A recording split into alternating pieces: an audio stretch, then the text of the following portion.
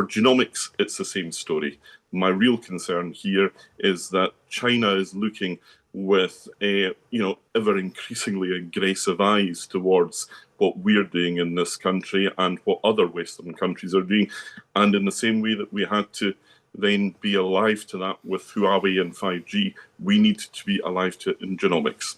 We're going to talk about genomics and the national security implications. Yes, it's a topic brought up in Parliament this week by Lib Dem MP Alistair Carmichael, raising the point that even though genomics is a great UK success story, it could carry a huge security risk if we don't get ahead. Well, let's unpack that a little bit more because we are joined now by Alistair Carmichael. Welcome. Good morning. Hi. Let's just start with some of the basics of this because it is sometimes a little bit tricky for people who don't follow it as closely as maybe you do. Just explain what we're talking about when we're talking about genomics and what the issue here really is. Okay, I mean, genomics is essentially the study of the complete set of DNA, including all the genes that we have within us. So I suppose if you sort of take it down to its simplest level, and for me it has to be simple because I parted study with science at the age of 13 and it's never really been a problem for me since. It's essentially the science of what makes us what we are.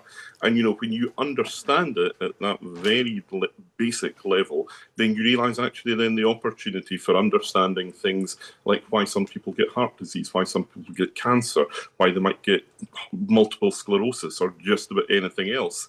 It is enormous, and that's a really fast developing part of science and medical research at the moment, an enormously exciting area which brings together the sort of conventional science, I suppose, and data science as well.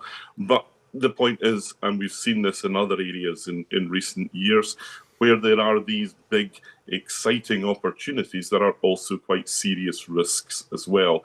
And, government is always bad at catching up where science and technology lead at pace. If you remember a few years ago, the whole question of data harvesting from Facebook, and how that was then misused by companies like Cambridge Analytica, it shows that sometimes you have to be a bit more forward-footed when it comes to regulation, and if you're not, then the consequences can be bad. For genomics, it's the same story. My real concern here is that China is looking with ever increasingly aggressive eyes towards what we're doing in this country and what other Western countries are doing. And in the same way that we had to then be alive to that with Huawei and 5G, we need to be alive to it in genomics. And what you're talking about here is essentially the idea that if we are mapping our genomics, if we're mapping all of the kind of genes that make us up and maybe what some of those things might tell us about our health, then that data is going to be stored and it could be utilised in ways that aren't necessarily good. Absolutely. And we know already from what we know about the way that China is using genomics for the repression of the Uyghur population in Xinjiang province and doubtless elsewhere, that there are malign purposes to which this can be put.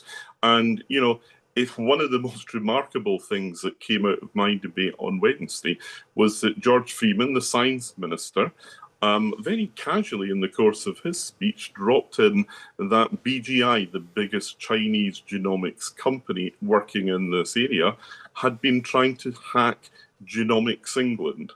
Now, you see, when you hear that, then you realise actually this is something that is of critical national security significance. And, this is, other countries are waking up to this.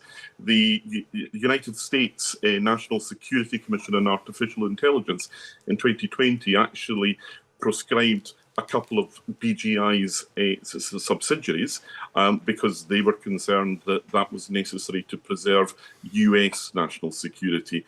We've got to look at what our friends and allies are doing here, and we've got to be prepared to stay on the same page as them. And did George Freeman explain what he thought or what the government believed that the aim would have been to hack that database? Was there something specific that company was trying to get? And I suppose the biggest question that we're left with is the UK government doing enough right now to protect that information? Well, these are all the questions, and that's why we need to be talking about this. He wasn't expanding on that, but, clearly, if a company like that felt it was in their interest to hack, then they obviously thought that they wanted to have that information for purposes that they wouldn't get if they were to ask for it legitimately. I don't know, you would have to ask BGI and you would have to ask George Freeman that, but it should be the wake-up call. And my concern here is that, we might be further down this road of partnerships than we realise. There are 42 universities across the United Kingdom that are working with organisations of significant concern in relation to China.